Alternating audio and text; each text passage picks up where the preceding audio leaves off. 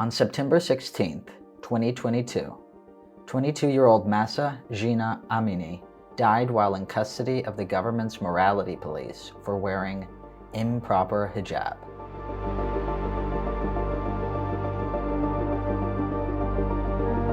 This sent shockwaves throughout Iran. A massive protest movement commenced in response as Iranians demanded justice for Amini and equal rights for women. My name is Sydney Martin, and I'm the program manager and a researcher here at the Iran 1400 Project. I recently conducted interviews with a variety of scholars about the woman life freedom movement. Here's what they had to say.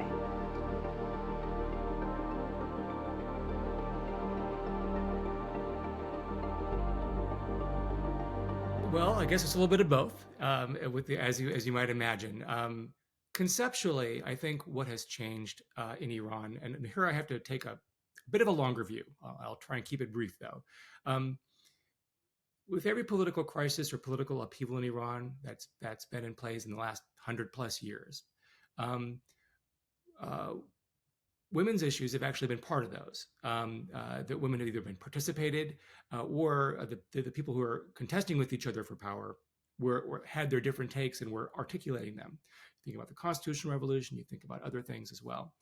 But this might be the first one, I'm going to say in Iran and perhaps anywhere, where concerns over the welfare of women have been front and center. It's the leading concern. It's what drives the discussion. It's sort of the top of the agenda, not second, third, and fourth in the agenda. And therefore, in a sense, women's visibility, women's activism, women's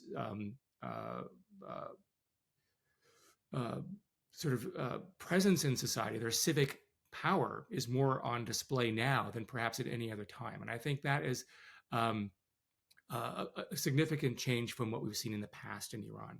And the way that plays out practically is the persistence of certain kinds of defiance of the hijab laws and the flouting of other kinds of cultural policing, whether there's, say, people posting videos of dancing or singing or various ways of doing that. And so in that sense, it's different. It's also different in that if you can contrast the political situation in Iran right now and the protests and what's been going on, there is more communication and integration of purpose across ethnic groups. And I think that's maybe because of the genesis of the protests and who was hurt and who was protesting, who was being hurt. So the Kurdish piece was always there, front and center, for example, well, not just women. So those various levels, I mean, are evident in the kind of protests, and I think have complicated the part that is very familiar. The part that's very familiar is you have protests and you have crackdown, and the notion that the state is not going to accommodate, but at best might co-opt elements of, and at worst simply suppress whatever's going on. That piece, as far as we can tell, that pattern, which is certainly available in the Islamic Republic, but predates the Islamic Republic in terms of a general stance towards protest.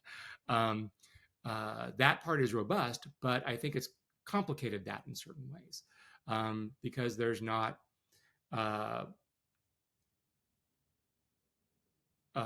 fully visible, fully organized, easy to get at political parties in opposition. The political elites in Iran, the ones that are in charge of the state right now in Iran, they're kind of unified, which is also a bit of a difference between now and the past.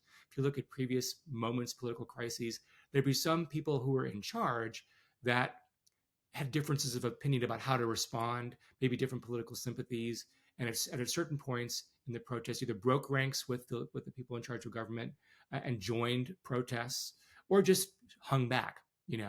We don't see that with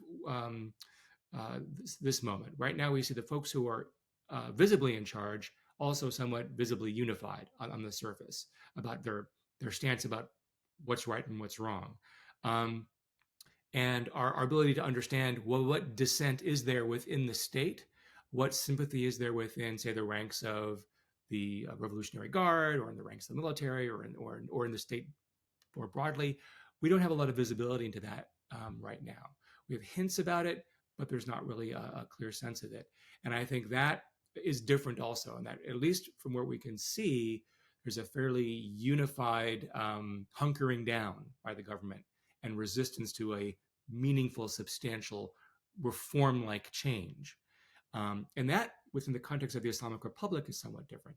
Since the death of Khomeini in particular, there have been several gestures that are all within the four corners of the Islamic Republic, where everybody involved is supporting the Republic. Everyone was with Khomeini at the founding, as it were, but they had different takes on what the trajectory of the Islamic Republic should be. How open should they be to, say, Iranians who left during the revolution, letting them come back? How much political space should they create for different kinds of point of view within the fairly constraining ideological boundaries of the Islamic Republic itself? And how much openness should there be in social and cultural spaces in particular? You've seen a real retrenchment since the presidency of Khatami. And I think that, with a few modulations, is maybe where the state is now. And the Islamic Republic is basically at its least flexible right now in terms of what it's going to try and work with in terms of a loyal opposition. No opposition is described as loyal right now. And I think 2009 is what decided all that. In 2009, you had people who, were longtime supporters, even if they'd fallen out with the regime, were basically left alone under some sort of genteel house arrest, and all that stuff was blown wide open in 2009, and a kind of purging happened, where if people who would be on paper part of the elite aren't, because they're ideologically too flexible, they're identified with reformism, and I think that dynamic, what that has done is that made it much more difficult for the government to respond collaboratively or with any kind of meaningful concessions with the dissent that is out there. In other words, there's no one for the opposition to talk to, and there's nobody in the opposition that the government would talk to. At least that's how it looks right now. And that maybe is most like the very late stages of the Pahlavi government, where they could find nobody practically to work with them to kind of stave off a complete overthrow or a complete change. And I think that's why the situation in Iran remains tense. That's why people like me aren't going to predict what's going to happen, because certain patterns there's certain deviations from the pattern that we've seen before, and history is less of a guide. But all that being said, what I can say I haven't seen this clear end of the protests that started last year. Many people don't remember this, but during the revolution that overthrew the Shah, there was an active period of protests in late 77, early 78 that sort of quieted down. So for parts of 78, there was a sense that, well, that's done, that's over. And then it all kind of came back late 78 and, of course, into 79. Now, I'm not saying that trajectory is in play here, but I'm saying we can't judge how much change is likely or possible based on the fact that things are, relatively speaking, quiet now, and that the government right now seems to have very much the upper hand in going after dissidents and intimidating protests and that sort of thing.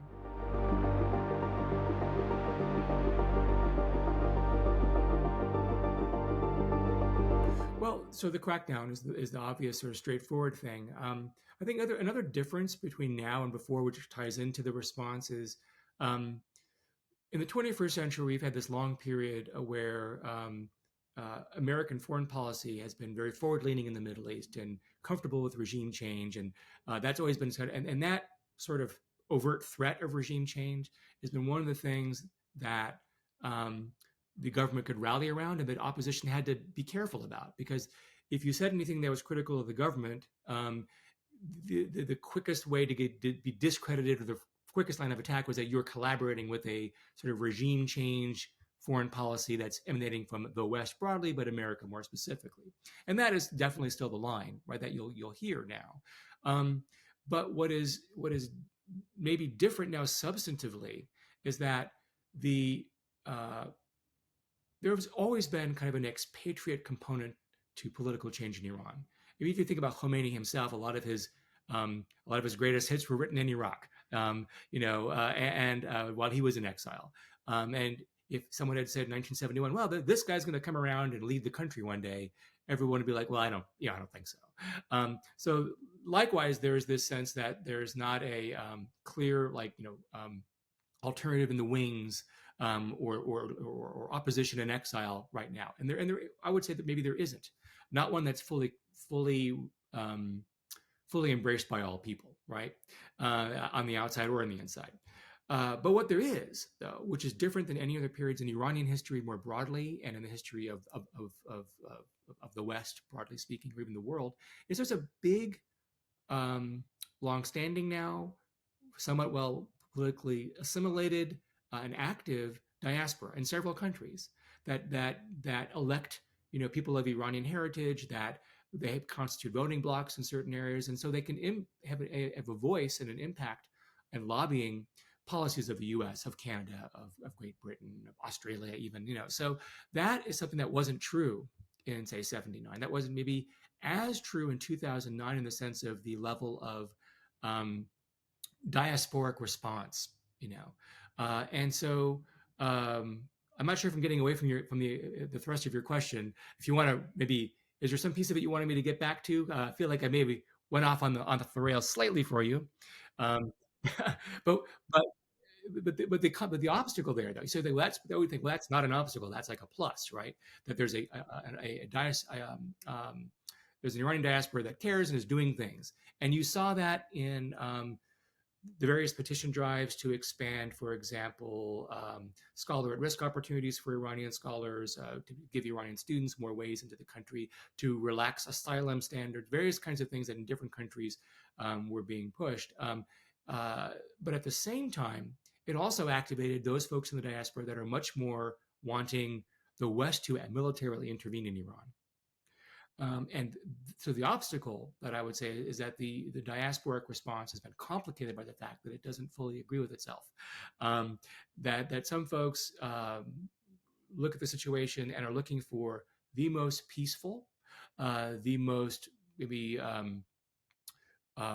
comprehensive change that is sort of peacefully implemented and maybe negotiated and has a transition period, or something like that, or where there's a lot of flexibility as to what the final picture is. But the priority being that we don't want lots of people killed, or a military intervention or something like that.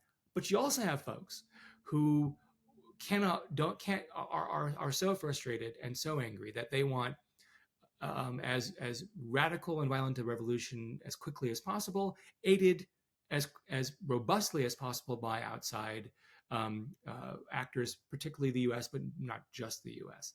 And that has complicated, I think, the kind of response that Iranians can enjoy, because I think what the protest movement mostly needs is it needs a way to be a place to be safe if they need it, something that sort of stays the hand of the most repressive aspects of the government, and something that gives them a certain amount of ability to, some sort of staying power, ability to kind of endure, so that eventually maybe some sort of negotiated change becomes possible. I mean, that's what I imagine the protest movement at some level needs, whether that kind of resilience is produced internally in Iran, or is with some non-military support, not diplomatic, economic kind of support from the outside, or those things in conjunction. That's what that movement needs to sustain itself and remain viable, and begin to change what people in power think about how to respond to it. Because as long as the feeling is that we can crush this or we can outlast this, it's very likely that's what we'll see for as long as possible. But if there's a sense that, maybe there's some changes we have to make, that is maybe the path, the only path, a narrow path, an unlikely path even, for a peaceful transition in Iran, which I think is the the piece that most people on the outside and many people on the inside would like. That if there's going to be a change, that it come as peacefully as possible with as little retribution as possible. And my data points on that are in several ways. If you look at some internal sort of lists of platforms produced in February in Iran, and some produced outside in several venues, symposia or sort of one more publicized things.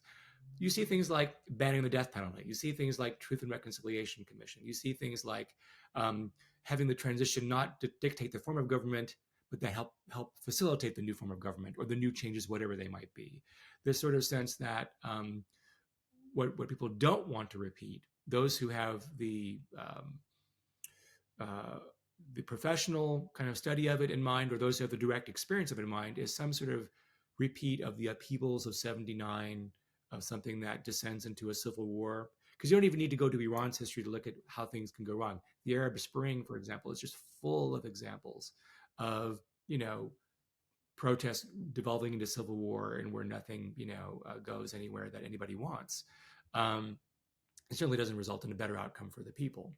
And I think that's the challenge. The obstacle is that the objective is so difficult. It's a big ask to have a peaceful major transition where nobody gets hurt or killed or feels unduly deprived and feels part of whatever's next. That is a tall order. And if Iranians are able to pull it off, and the diaspora has a constructive response to that, which, like I said, it's a mixed response. Some people in the diaspora would support that, would provide resources for that, even would be willing to provide fora for that to be processed, discussed. Other groups are much more stridently devoted to something more violent, something more drastic, and that is the state of play. And that's responsive to, if you think about the various countries, there are some in the U.S., for example, there are folks in the American political spectrum who have a more cautious approach to how to engage with Iran during these protests, not to help the government. There's no fondness for the Iranian government by any political party in the United States. But there is definitely those who would want to be more aggressive, and those who would want to be more in line with peaceful support. And the folks who are more in line with peaceful support are always open to the criticism of giving inadequate support. And the folks who want to be more forward-leaning are always subject to the criticism of, well, how did Iraq go? If that's really what you're thinking of doing, we have some clear data as to why that's bad. And then looking more broadly in Iranian history, we have plenty of examples of what they would call blowback or unintended consequences, and that a more militarized response or a more forceful response ultimately is counterproductive from a U.S. foreign policy standpoint now, not just from a what's good for Iranian standpoint. And so that's, I think, the obstacle is that you have a very difficult and novel goal of a peaceful transition. Most revolutions like to trumpet how relatively bloodless they were, but they mostly weren't. There's political violence in '79, there's political violence in '53, there's political violence in the Constitutional Revolution, and many things in between. And those don't get in. Those sometimes are forgotten in the kind of more glowing reviews of the people's power in the moment. That their virtuous protest was heard, and that was that. Not so much.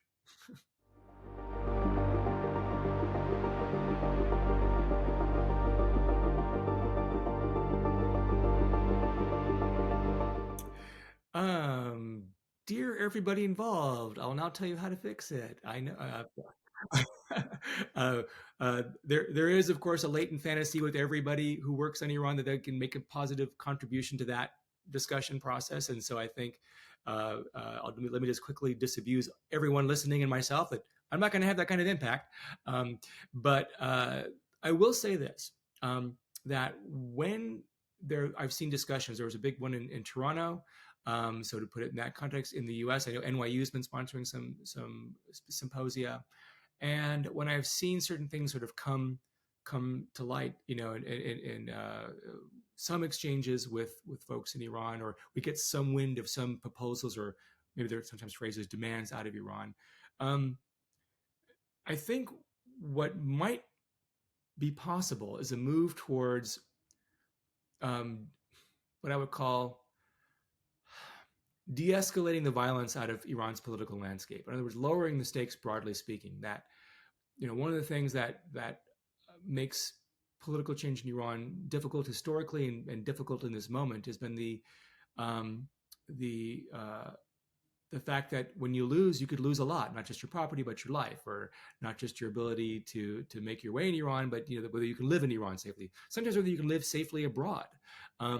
And I think one of the threads that could gain some traction, and that I would encourage all sides to think about, in a sense of, even if you don't think about it morally, but think about it just simply pragmatically, if you took the violence out of the picture, if you took that out in various ways, in terms of capital punishment, and in terms of more respect for free expression, in terms of what kinds of due process is required before some sort of consequence can happen for anybody in any context, I think that would create space for the sort of changes that would be necessary. Whether that happens under the notion of a reformed Islamic Republic, which that's a hard one to see, where that takes place in the context of a sort of restored constitutional monarchy, also incredibly hard to see how that becomes a thing. So now those two groups have just made very angry. But when you look at where the common ground might be, it's this notion of a state that is